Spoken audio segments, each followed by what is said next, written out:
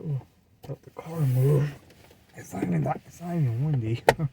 Creepy. Napa is really. Oh. Got it. Okay.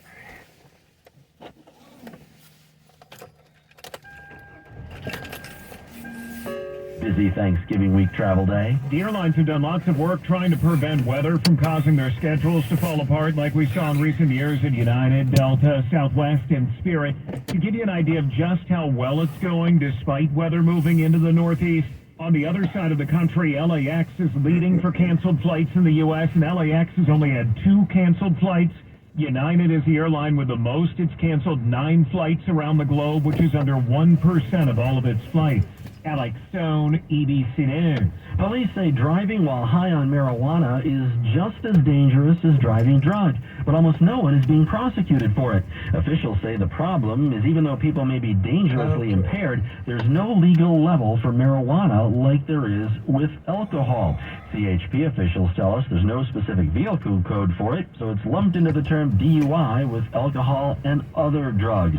Data from the Department of Motor Vehicles finds the number of drug-related fatal crashes has quadrupled over the last 25 years. It's 4:06 on the KFBK Afternoon News. Thank you, Joe. Well, speaking of cars, the United Auto Workers Union confirms it has ratified all 3 tentative contracts with some words of warning from Ford Motors.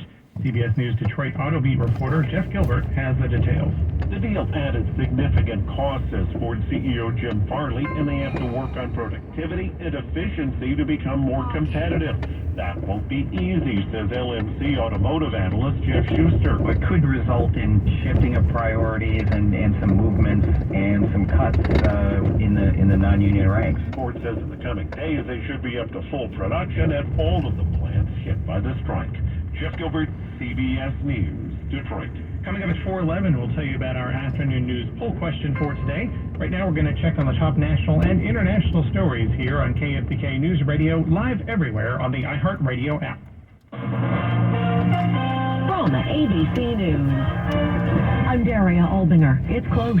That from President Biden about an agreement between Hamas and Israel to release captives who were taken in the October 7th attack. We're now very close, very close. We could bring some of these hostages home very soon, but I don't want to get into the details of things because nothing is done until it's done. The deal would free about 50 women and children who are being held by Hamas in exchange for a 5-day ceasefire. What could be record Thanksgiving travel has been surprisingly smooth so far. Airlines reporting relatively few cancellations and delays, but prices are soaring. I've been spending money on planes for a while, and we thought, okay, let's book a flight, and it was astronomically expensive. And that prompted Chicago's Jennifer Bonham to go by train.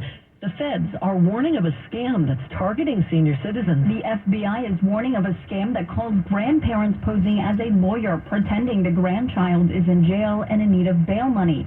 88-year-old Gloria Castelli from Rhode Island picked up the phone to hear this question. Do you have a grandson? She said yes, and the person on the other side replied, We need money to pay Ramon, a lawyer.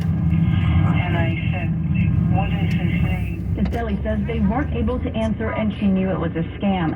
The FBI says this scam has nabbed $1.9 million in the first 9 months of this year. M1, ABC News, Washington. 3 weeks into a strike, teachers in Portland, Oregon temporarily shut down a major bridge during the morning commute. A Pennsylvania judge today ruled that mail-in ballots without an accurate handwritten date on the exterior envelope must be counted if it's received in time.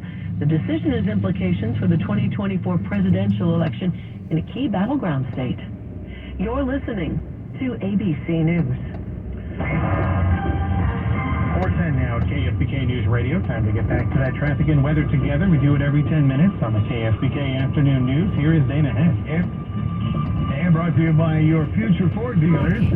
On the roadways, they are actually pretty light for this time of day. A lot of people, I think, are not working today. Downtown the split, 16 minutes northbound Kansas City. 8-minute run from there to Roseville on eastbound 80 at Douglas Boulevard. Going downtown Del Grove, 12 minutes on I-5 and 13 minutes on 99. Again, that's moderate. Downtown Folsom, Eastbound 50, 18 minutes. Looks pretty good. Downtown to Woodland, 20 minutes. Northbound I-5 out to Main Street. And we do have traffic coming the other way through the area there, especially around the airport. Downtown to Davis, 10 minutes. Westbound 80 to Mapes Boulevard. And again, if you're eastbound, 80 is very slow from 113 until you get to Childs Road. After that, it's like it never happened. Now's the time to buy a Ford at the biggest sale of the year, happening now at your Future Ford dealer. The Ford you want is a Future Ford. 2 locations to serve you. Future Ford in Sacramento at I-80 in Madison, and Future Ford Lincoln in the Roseville Auto Mall. Traffic on the 10s every 10 minutes, mornings and afternoons. That's KFBK News Radio, 93.1 FM, 1530 AM. All right, time to check on that KFBK weather forecast. Times of clouds and sunshine this afternoon. Highs will be between 65 and 69. Partly cloudy and chilly tonight. Lows between 36 and 40. Partly sunny tomorrow. Highs back in the mid to upper 60s. Then into the low to mid 70s on Thanksgiving Day with a mostly sunny sky. I'm AccuWeather meteorologist Brian Thompson on KFBK Sacramento's News Radio. Right now, partly cloudy and 63 degrees in Lincoln, 62 in Carmichael. We've got 61 in Auburn, and 62 in Sacramento at KFBK Sacramento's News Radio. So our afternoon news poll question today, there are multiple reports out saying Israel and Hamas are working together on a potential truce. The deal would include a multi-day ceasefire and around 50 Israeli and international hostages freed in different ways, with more eventually to follow. It would include exchanging Palestinian women and children currently detained in Israel for hostages that are held by Hamas. The deal terms say that 3 Palestinian prisoners would be released for every 1 hostage released. Israeli and U.S. leaders say this is an incentive for Hamas to find and release more hostages than the 50 initially planned, as there might be as many as 250 there in Gaza. Those supporting the swap say it's an incentive for Hamas to find and release more hostages, but others say it just rewards the taking of hostages, and that Israel's history of trading hostages for prisoners is part of what led to the kidnappings by Hamas. So, our afternoon news poll question for you today: do you think the 3-to-1 swap is a good idea? Yes, it could help release more hostages. That's one answer for you. Another, no, it's incentive to take more, or not sure it will matter because it's likely this war is not ending soon. So we'd like to hear from you. You can hit us up on X, the app formerly known as Twitter. You can go to the KFBK Afternoon News website, Kitty O'Neill there at KFBK.com. Click on Kitty O'Neill's page. You can answer us there. Or more, we'd like to hear from you about it. So you can tell us the reason behind your vote. You can dial pound 250 on your smartphone, say open mic. Or on the free iHeartRadio app, you can just tap the mic button and record your comments with KFBK Tap and Talk. Just ahead on the KFBK Afternoon News, we'll check on the top trending stories and go in depth on the rising risk of COVID over the upcoming holidays. Stay tuned for that and more on KFBK News Radio, live everywhere on the iHeartRadio app. Get you caught up.